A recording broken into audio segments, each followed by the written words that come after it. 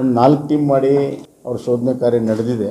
ಕೆಲವು ಮಾಹಿತಿಗಳ ಆಧಾರದ ಮೇಲೆ ಪೊಲೀಸರು ಕಾರ್ಯಾಚರಣೆ ಮಾಡ್ತಾ ಇದ್ದಾರೆ. ನನಗೆ ವಿಶ್ವಾಸ ಇದೆ ಅತಿ ಶೀಘ್ರದಲ್ಲೇ ಅವನ ಬಂಧನ ಆಗ್ತದೆ. ಕಾಂಗ್ರೆಸ್ ಸರ್ಕಾರ ಇದ್ದಾಗ ನಮ್ಮ ಪಕ್ಷದ ಒಬ್ಬ ಜಿಲ್ಲಾ ಪಂಚಾಯತ್ ಅಧ್ಯಕ್ಷರ ಕೊಲೆ ಆಗಿದೆ. ಕೊಲೆ ಆದ ಹಿನ್ನೆಲೆಯಲ್ಲಿ ಪ್ರಾರಂಭದಿಂದಲೂ ಈ ಕೇಸ್ಗಳ ಬಗ್ಗೆ ಸಾಕಷ್ಟು ಪ್ರಶ್ನೆಗಳಿತ್ತು.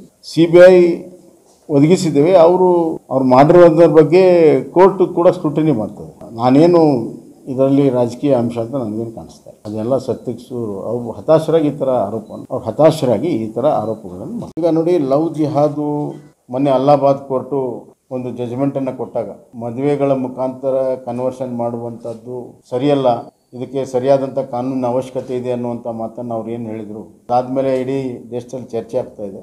ವಿಶೇಷವಾಗಿ 2-3 ರಾಜ್ಯಗಳು ಇದರ ಬಗ್ಗೆ ಕಾನೂನು ತರಬೇಕು ಅಂತ ಚಿಂತನೆಯನ್ನು ಮಾಡಿ ನಮ್ಮ ರಾಜ್ಯದಲ್ಲೂ ಕೂಡ ಈ ಥರ ಪ್ರಕರಣಗಳಿದ್ದರಿಂದ ಮುಖ್ಯಮಂತ್ರಿಗಳು ಇದರ ಬಗ್ಗೆ ಬರುವಂಥ ದಿನಗಳಲ್ಲಿ ಇದಕ್ಕೆ ಅಂತಿಮ ಸ್ವರೂಪವನ್ನು ಕೊಡ್ತಾರೆ.